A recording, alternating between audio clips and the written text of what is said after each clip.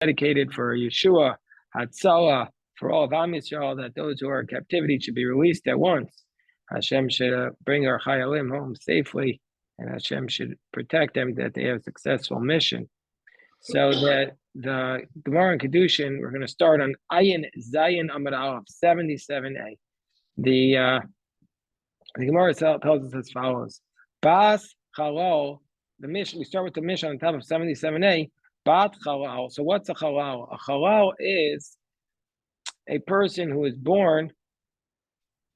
A Chalal is a person who is born to a union of a Kohen with somebody who's not allowed to marry, either a Kohen Gadol with a widow, or a Chalal, or a Kohen with a divorcee. So Bat Chalal Zachar. So if this Chalal marries another, the offspring of the Kohen in this union is a man, and he marries a woman who is allowed to marry, but that is going to create a person who is Psula min hakahuna. Their daughter, the Chalal, and somebody else, their daughter will be disqualified from marrying a Kohen L'olam forever. Meaning to say, as long as the generation is passed down from male to male to male, the offspring will be prohibited forever. Yisrael shenasa Chalal. Let's say you have a female. Let's say you have a male Jew who marries the female offspring of a Kohen and his and the person he wasn't allowed to marry. She created a Chalala, and now she marries a regular Jew. Bitok Sher Lakuna. Her daughter can marry a Kohen. It's only the son who passes it down, but not the daughter. And then the Mishnah now repeats the first line that it said at the beginning. The Gemara is going to have to explain why. If there's a regular Chalal who married a Jewish girl, Bito Psul Kahuna. His daughter is disqualified from the Kahuna. Rabbi Yehuda says, Bat Ger Zachar, Kibat Chalal Zachar. Rabbi Yehuda says, the daughter of a male convert is like the daughter of a female convert, meaning to say, just like the daughter of a male, just like the daughter of a male convert cannot marry a Kohen, also the daughter of a female, just like the daughter of a Chalal is prohibited to marry a Kohen, so too the daughter of a male convert cannot marry a Kohen. Blazer and Yaakov says, no, not like that. Yisrael shenasa gioris. He says, if a male marries a female convert, bito ksher lakuna, his daughter can marry a Kohen. V'ger shenasa bas Yisrael, and if a male convert marries a Jewish woman, bito ksher lakuna, his daughter is also marry a Kohen. Avoger shenasa gioris, but if there's a male convert who marries a female convert, bito psul lakuna, his daughter is disqualified from marrying a Kohen. Whether it's a convert or a freed slave, till 10 generations, they cannot marry Kohen until, says Rabbi Lezer and Yaakov, until they at least have the mother being born Jewish. Let me just finish this Mishnah. And Rabbi Yossi says, even a male convert who marries a female convert, he disagrees with Rabbi Lezer and Yaakov and Rabbi Yehuda. Even if it's two converts, Bitok Sher Kuna, their offspring can marry a Kohen. Yes, Bill. You could ask now. I just paused. Okay. So the Gemara says, what does it mean when it says a male, the offspring of a male Chalal is disqualified from a Kuna forever? What does it mean forever? Well, you might have said Maldatema. You might have said Midi Mitri Vadomi. You might have said the Chalal's offspring, like an Egyptian or an Edomite convert, it's just like there, after 3 generations, they become able to marry in. You might have said a Chalal also after 3 generations can marry in. Kamashon, we don't say that. Says the Mishnah, Yisrael shenasa Chalala, if the male marries a female Chalala, their offspring can marry a Kohen. His daughter can marry a Kohen. If he gives birth to a daughter, she can marry a Kohen. So the Gemara says, what's the source for that? Minon Emilia, Rabbi Yochanan, Mishum Rabbi Shimon, because it says, Nemar Khan, V'lo Yechalel Zaro B'amav. It says here that if the Kohen cannot marry somebody who's not allowed to, because if he does, his seed will become disqualified. And then it says also another pasuk, Nemar Lolan, Lo Yitameh B'amav, that a male Kohen is not allowed to become tameh with a dead body. Mal'alon Zachar and V'onakev. It's just like over there with the dead bodies, it's only males but not females. Afkan Zachar and V'onakevos. Also here, it's only males and not females. If that's the case, it says the Gemara Almiyata Bitush Kohen Gadol Tishtari. If that's the case, the daughter of the Kohen Gadol, should be permitted to marry a Kohen. Why should the daughter of the Kohen, meaning to say a daughter of a forbidden union, should be allowed to marry a Kohen? Bito shel Kohen Gadol, the daughter of a Kohen Gadol and a widow should be allowed to marry, because we say it should only apply to males who are prohibited. The Gemara says no. Miksiv ben no. It doesn't say that the prohibition is only on his son. Zaroksiv, the prohibition is on his seed, so therefore it includes the daughter of the prohibited union. The Gemara says Zaroksiv. It says it with respect to all of his seeds. So if that's the case, as it says, Lo Yichalel Zaro B'Amav. So if that's the case, the Gemara says, well, Bas B'no Tishtari. If that's the case, well, then the daughter of his son should also be permitted. The Gemara says, no, we're not going to say that, because it's Ksiv, Lo Yichalel Zaro. It says his seed will be desecrated. Makish Zaro Lo. Compare the seed to the Kohen himself. Mahu Bito Psula. Just like with the Kohen, his daughter is prohibited to marry the Kohen. Af B'no Bito. Also, his son's daughter, also the son of his. So the Gemara, so mahu bito psula af beno. So the Gemara asks the question, well, bito af beno bito psula. So if that's the case, also the daughter of his son, af beno, who's a chalal, bito psula. Also his son, who is a chalal, his daughter will be prohibited. So the Gemara says, well, bat bito titza. Well, if that's the case, the daughter of his daughter should be prohibited. Meaning to say, we had said the daughter of his daughter is permitted, but if you're going to say from Zaro, also the daughter of his daughter should be prohibited. The Gemara says, no. Im king Gzera Shava my highway. Well, if that's the case, what does the Gzera Shava actually do for him? Okay, now the next line in the Mishnah says, Chol Shemasa Bas Yisrael Bito Psula. If a male Chalal marries a Jewish girl, his daughter is going to be disqualified. So the Gemara asks the question, we already said that in the first clause. The Gemara says, didn't we say in the first clause, Bat Chalal Zachar Psula Minakuna, that the daughter of a male Zachar is disqualified? Well, so the Gemara says, why is it repeated? The Gemara says, well, the reason why it's repeated is Tani Reisha, Yisrael Shenas Chalal, because the first clause says if a male marries a female Chalal, so therefore Tani Nami Seifa Chalal Shenas Bas Yisrael. It's just symmetrical, so it repeats it. Now we say our Mishnah is the Lok Masnis and the Lok Rabbi Dostai ben Yehuda. Our Mishnah is not like Rabbi Dostai ben Yehuda. The Tanya, what does Rabbi Dostai ben Yehuda say? Kishem Shebenei Yisrael Mikvah Tahara Lechalos. Just like the children of Israel, the sons of Israel are Mikvah Tahara Lechalos. That just like if a male marries a female Chalala, the offspring is kosher for a Kohen. Tach Benos Yisrael, so too, unlike our Mishnah, says if there's a daughter of a Jew, Benos Yisrael, mikvah tahar l'chalalim. She's a purifying mikvah to the chalalim. If she marries a chalal, the offspring can marry a Kohen. My time at Rabbi Dostai ben Rabbi Yehuda. What's the reasoning for Rabbi Dostai ben Rabbi Yehuda? Makra lo yechalel zaro ba'amav, because it says let the seed not be desecrated. Ba'am echadu demechol. If they're both chalalim, that's when the seed is a problem and you can't marry a Kohen. But b'shnei amamim, but with two nations, it's not going to be desecrated. So it says in the pasuk with respect to the Kohen Gadol who marries one of the disqualified women, it says Lo Yechalel Zaro. What does it mean if he does? He'll desecrate his seed. Ainli Ela Zaro. I only know that his seed that comes from this union is disqualified. He Atzma, the woman herself. Let's say this widow who was with the Kohen Gadol. How do I know that she herself will become prohibited to marry a Kohen, and she becomes a Chalala, that she had this prohibition, Minayin? So Gemara says, Amrish Kavachomer, we make a Kavachomer. Ma'azaro Shelo Avar Avera. Just like her seed, which never did any sinful thing, is going to become prohibited to the Kohen as a result of this. Ma'azaro Shelo Avar Avera Mitchalal. Just like her seed will become prohibited. She actually did the sin, that she's going to become prohibited to the Kohen as a result of this union. Gemara says, well, no, the Kohen himself who marries a disqualified woman should prove that it's not the case. Ironically, he's the one who did the sin, and nevertheless, that he himself is not disqualified from being a Kohen. Only his offspring and the woman he's with, but he himself is okay.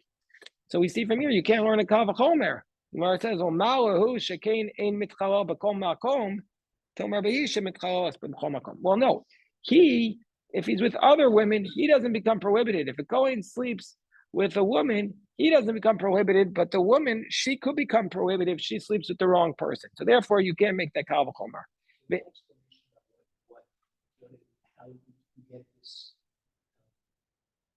It's a verse. It's a verse. It's a verse. It's Xeris HaKosav. It's what the verse says. And if you want to say Amar Kra, if you need to give a different answer, you could say on the basis of the following. Amar Kra, the verse says Lo Yechalel Zaro, which means Lo Yechalel Zeh Shayakasher B'Nischalo. Means to say, the verse is referring to this person who was kosher at the beginning, and then became halal, and that's his wife. So therefore, you have two possible explanations. So the Gemara says, "Mayim nafshachamar." Why do we have to give this second explanation? Because you might have said v'chiteina, you might have rejected the first explanation by saying iko mifrach. You could challenge the first explanation by saying mala zaro shekain yitziraso ba'avera. Well, the reason why you can't marry the offspring, you can't learn from the offspring to the woman herself who slept with the Kohen Gadol, because the offspring was created in sin. That the verse that the verse is referring to one who was kosher and became disqualified. But this is not the only example of where the person who does the sin is not the one who feels the consequences. More obvious example is the person who is a mamzer, the one who's created from an adulterous union. That person cannot marry into the Jewish people, but the ones who created the mamzer, they can marry whoever they want at that point. They're not limited. So this is what? Yeah. So the person who does the action is going to get lashes here, is going to get the punishment. So okay. So now the Gemara says. So we just said in the Brisa that somebody who marries a Kohen in a prohibited manner becomes disqualified from the Kahuna. Gemara says, well, which one is explicit in the Torah and which one is learned out from the rabbis? Tarabanan Ezu Chalala. What's the definition of a Chalala, a woman who's disqualified to marry a Kohen? Kol Shenolda Min Apsuim. Whoever is born from a union from a person who is disqualified. My Psuim. Which women are disqualified from the Kahuna? Which women are disqualified is referring to? If you want to say that it refers to anybody who is with a woman shepsuim lo, that's prohibited to him, even if he's a Yisrael, meaning to say, like if he married somebody he's not allowed to, like let's say he married a mamzer, you want to say that creates a halal. You can't say that because hare machzi or grusha. So let's say this man divorces his wife, she marries somebody else, and then he remarries her. The psualo, that she's prohibited to him, but still, banah kisherim, her offspring or not, the offspring from that union does not create a halal, which is disqualified to the Kohanim. Dilsiv toeva he, that she is an abomination. He toeva vein banah toevim. She becomes prohibited to him, but her offspring are not. So she's doing the wrong thing. So therefore, what does it mean? Amar Rav Yehuda Achik Amar Ezu Chalala. What's considered to be a Chalala? Kol Shenolda Min Psul Kahuna. What's a Chalala? Anybody who's born from a union with somebody who was disqualified to be with a Kohen. Like for example, somebody born from a union with a divorcee, a Kohen and a divorcee, and you want to say, Gemara says Nolda in only if this person was born from somebody who's disqualified to Kohen, does that make her halal? Lo nolda lo. But let's say she just slept with him. Does that not make her a halal? Amano grusha zona de lo nolda. These people, the widow, the grusha, the zona, if they're with a Kohen, de lo nolda, they weren't born from this union because habi halal, yet they're still halala. So amaraba hachikamer. This is what it means. Eza halala muskeres. Who is the halal who's muskeres? The Gemara is going to have to explain what this phrase muskeres mean, but right now we'll say who's one who's literally written in the Torah, who never had a moment where she was permitted. Anybody who's born from this union of somebody who was disqualified to the kahuna. My muskeres, what does it mean muskeres? So I mentioned before. Amar Yitzchak bar Abi Achakam Ezu Chalala Shikar Midivrei Torah Vein Shrim Chilin Lafarish Midivrei Sofer. Who is the one who is written? Who is the challah explicit in the Torah? And you don't need to explain it from the rabbis. So Gemara says, "Kol shenolda min psulei kuna." Anyone who's born from psulei kuna. Why would we care if it's explicitly written or if it's derived by the rabbinic verse? So the commentaries explain, the Marit explains the nafkamina is with respect to a rebellious elder, because he's going to be liable only by something that was something explained by the rabbis, but not explicit in the Torah. So that's why we want to understand the distinction. But we're saying that these are both dioraita, but they're both biblical laws, but one was explicitly written in the Torah, and one the rabbis derived it from the Torah, but to say that they're both biblical. It's not a rabbinic law, it's just a rabbinic expounding of the verse. Tan Rabbanan, so now the Gemara brings a brisa which discusses the number of obligations that you're going to be liable when you marry a woman who's disqualified from being able to marry a Kohen. The verse states, it says with respect to the Kohen Gadol, it says almana, almana, almana. It says the word almana 3 times. So we learn from here, eino chayev ela al achas. It says widow, widow, widow, but you're still only going to be liable 1 set of lashes. The Gemara is going to have to explain what that means. Grusha, grusha, grusha, divorcee, divorcee, divorcee. Eino chayev ela achas. You're only liable 1 set of lashes. Amana grusha chalala zona, but let's say it's a widow, divorcee, a chalala, and a harlot. Bisman shehem kiseder. When you violate them in order, we're going to have to explain what that means, but we'll see that it means that first she was a widow, and then she became a divorcee, and then she became a chalala, and then she became a zona. Then you're going to be liable for 4 sets of lashes. But at first, if she became a zinta, first she became adulteress, and only afterwards, nischala and nisgash and nisarmala, but first she became the adulteress, the zona, and only then did she do these other categories. Did she fall into the halala, and then the divorcee, and then the widow? Then she's only going to be liable only once. And the Gemara is going to now explain this brisa. Amar mar almana almana almana ino chayav achas. If she's a widow 3 times, she's only liable for once. The Gemara says, what are we talking about? Hi almana, hechidami. This widow 3 times. What are we talking about? If we want to say we're talking about a Kohen Gadol, Shabal almana's roommate. First he sleeps with Reuven's widow. Val almana Shimon. Then he sleeps with Shimon's widow. Val almana's Levi, and then he's with Levi's widow. Why is he only liable 1 time under those circumstances? Why is he only liable 1 time? He should be liable for each separate action. Array, we're on top of 77b. Array, Gufim Mechulakin. Array, Shemos Mechulakin. These are 3 separate people, and these are 3 separate names. One's a widow of Reuven, one's widow of Shimon, one's widow of Levi. Meaning, so why is he only liable once? Ela Shabal Almana Achas Shalosh Bios.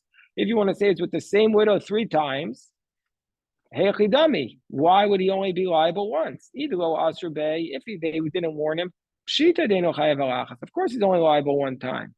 Ela the Asr Bey Kochad Avchada. So if you want to say they warned him for each time, why is he only liable once? They warned him each time. But Nazir Shayashodu Yain Koyam Kulo. You have a Nazirite who was drinking wine the whole day.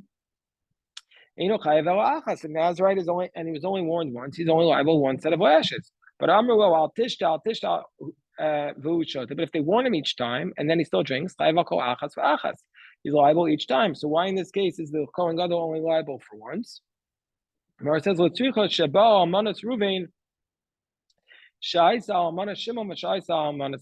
with the same woman, but she was the widow 3 times. By the way, that's called an Isha Katlonis. He's not even supposed to marry her because for another reason. But anyway, we say, you might have thought, you might have said these are 3 different people, she's a widow from 3 different people, so therefore he's liable for 3 different times. Kamash Mula, let me finish the sentence. No, we need 3 separate people to get 3 separate lashes for Leica. So you only get 1 set of lashes. What did you say, Jeff? No, if he's just with her.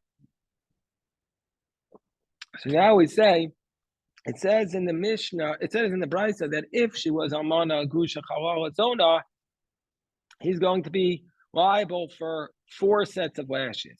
If first she was a widow, then a divorcee, then a Chalala, and then a Zona, he's going to be liable for 4 sets of lashes. Hi, Tanamaika Savar. So now we get into a very important concept throughout all of Shas. The author of this Brisa, what's his opinion? Iko Savar, Isser, Chalal, Isser. If you want to say, He says that let's say one prohibition applies upon another prohibition. Meaning to say, if you have one prohibition, you have the prohibition of a widow and a Kohen Gadol, and then she was also divorced. So she's both a widow and a divorce. If these are the prohibition, that if he's of the position that even though there's one prohibition there that a Kohen Gadol can't be with a widow, but now she's also a divorcee at the same time, and he's in violation of two prohibitions, so he gets two separate lashes. Well, Ipchanami, then also if she was a divorcee first and then a widow, he should also be liable for two separate lashes. Because of her and if he's of the position that if you have one prohibition, another prohibition can't take effect on it, I feel because say there is a namilo. Then what does it matter if it's a widow and then a divorcee? It's to be it should also only be one set of lashes.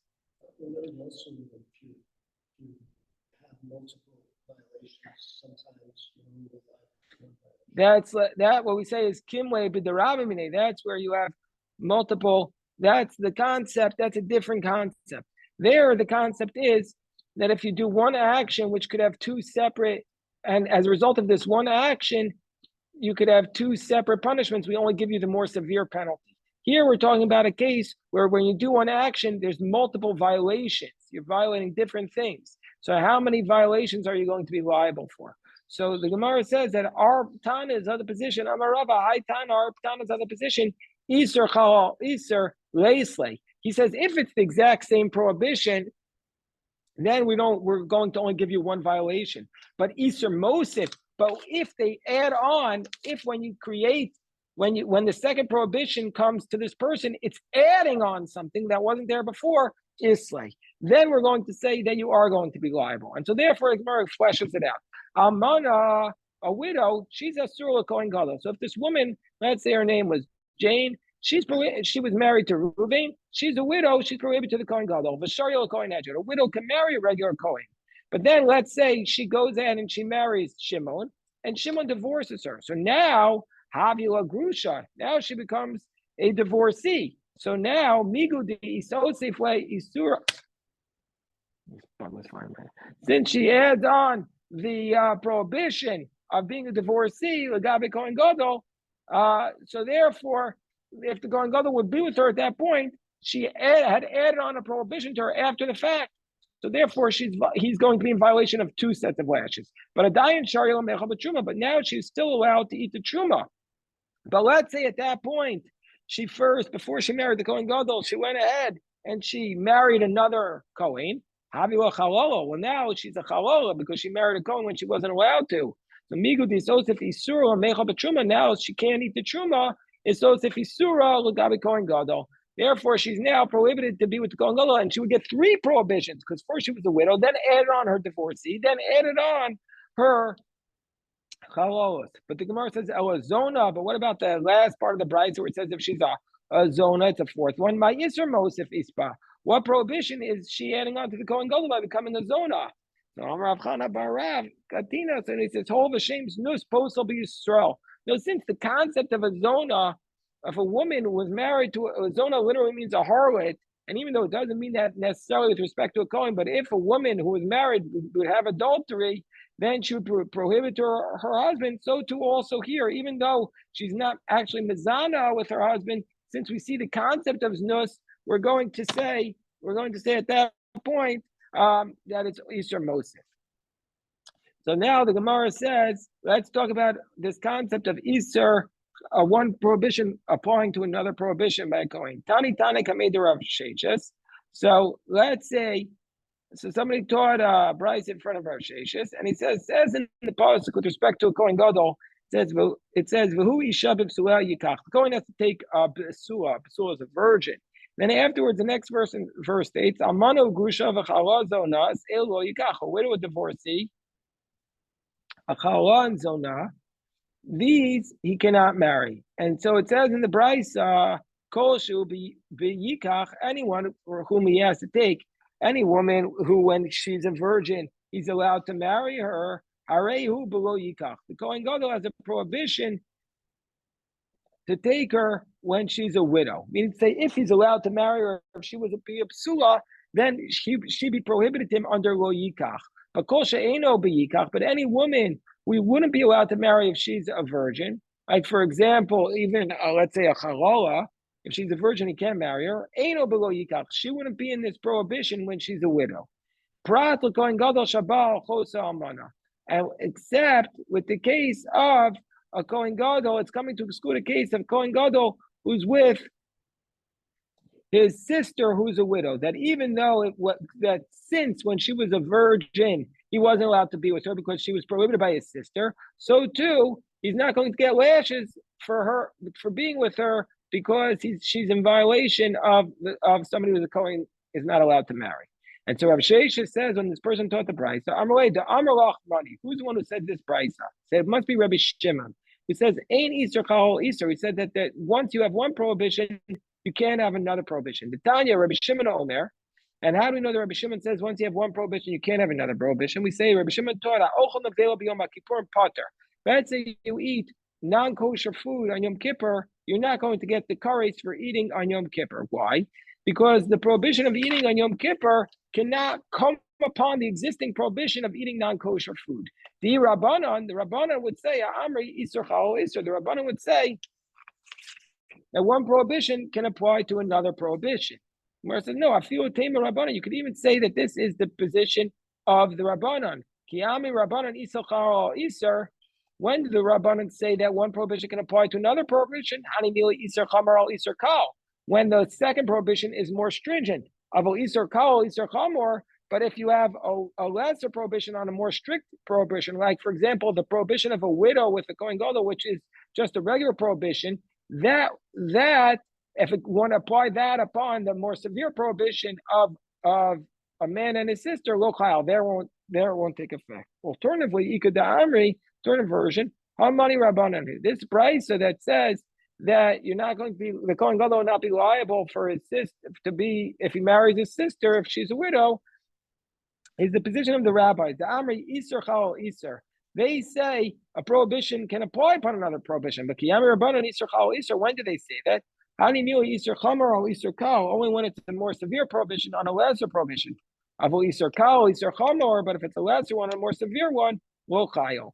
Because the Rabbi Shimon, if you want to say it's Rabbi Shimon, Hashta Isar Chamar or Isar Kal, Lo Chayil. Rabbi Shimon says that even a more severe one on a lesser one won't take effect. Isar Kal, Isar Chamar, for sure, the lesser one won't apply on the more severe one. The Gemara says, the Gemara says that's not a good proof because Ma'al you might have thought, no, Isar Kahuna Shani, that the prohibition of the Kohen is different because Kohanim are different in general because they have more laws than everybody else. You might have thought it doesn't apply. You had a question, Bill? Well, I don't know how we rule in this case because we don't give lashes today. So we wouldn't come about to figure out, do we give how many sets of lashes do we give here? Just one prohibition. Oh, Isar Chal Isar. Well, how do we rule like that? I don't know. There too, it's also not really so relevant because it's always prohibited. It's just a question of the punishments. So I don't know halacha ma'aseh because it's not really practical for halacha ma'aseh. I'm like Rav Papa Abaye, Yisrael Abal Choso. Let's say a man. Well, actually, here's a way where it is relevant. Let's say a regular Jew has relations with his sister, Zona Mashle. He makes her a Zona, and therefore she can't marry a Kohen. However, my question is, Chalala Mashvile, does he make her also a Chalala, or Mashvile? Or do we say not make her a Chalala? And do we say we learn out from an argument from a regular prohibition, like a widow or divorcee, that if they're with a Kohen, they have a Chalala. So too, Mechayve Krisus Lakoshkin. For sure, in this case, she would also be a Chalala. Or maybe a Chalala only comes from somebody who's prohibited to a Kohen. Amarle, so the answer is, says Abaye, the Chalala is only from somebody who's prohibited to the Kohen. The Gemara says, Amarava, Mina Milsa, so now the Gemara brings the source for Abaye's ruling. So Rabba says, where is the source for this statement of Abaye? Chalal only comes from somebody who's prohibited to the Kohen, because we say the Tanya, we learned in the Brisa, it says in the verse, Amano Grusha v'Chalal Zonas Ero Yikach. The widow divorced the Chalal Zona, he cannot marry. Lo Yomar Grusha Kohen Gadol. Why does it have to tell us a source that a divorcee cannot marry Kohen Gadol? Learn out from the fact that a divorcee can't marry a regular Kohen, for sure he can't marry a Kohen Gadol. Anamina Hashel Kohen Hedjeri Surl Kohen Gadol Miboy. If the divorcee can't marry a regular Kohen, for sure he can't marry Kohen Gadol. Lama Nemra. So why does it say by a divorcee? Kashem Shechaluka Garusha Mizona V'Chalot, to teach us that just like there's an extra prohibition, to tell us that there's an extra prohibition. So the Gemara says, Pshita, it's obvious that the Kohen Gadol would get a separate prohibition with a separate set of lashes. Migregard, do you want to say from the fact that he became a Kohen Gadol, he now is allowed to be with her? Just so it means to say that just like he's going to get lashes for her being a divorcee and also zona chalala. So too, if this woman the Kohen Gadol was with was a widow, divorcee, a chalala, and zona, he's going to get lashes for each one. So if that's the case, chalala lamanemra. So why does it tell us this idea of a chalala by Kohen Gadol? And this is the source, says Rava. Tell us in chalala element yisur kahuna. The only time a chalala comes is from somebody who was prohibited specifically to a Kohen. Well, if that's the case, why does it say in the verse of the Kohen Gadol, Zona Lama Nemar? Why does it say he can't be with his Zona? To tell us, Nemar Kan Zona V'Nemar La'alon Zona. It says by the Kohen Gadol Zona, also by a Kohen Hedjo, Ma Kan Zaro Chulin. Just like a Kohen Hedjod, if he's with a Zona, the offspring is a Chalal, Afalon. Just like a Kohen Gadol, the offspring is a Chalal, Afalon. So to by a regular Kohen, Zaro Chulin. And Amar Ravashi, therefore, Ravashi, Hilkach Kohen Abala Choso. If a Kohen is with his sister, Zona Mashuli makes her a Zona Chalala Mashuli. She doesn't become a Chalala Chazaruboa, but now once he's with her a second time, now that she's considered a Zona who's not allowed to marry a Kohen, also Chalala. He makes her a Chalala. Okay, we'll stop the recording here. Bill, you had a question from the beginning?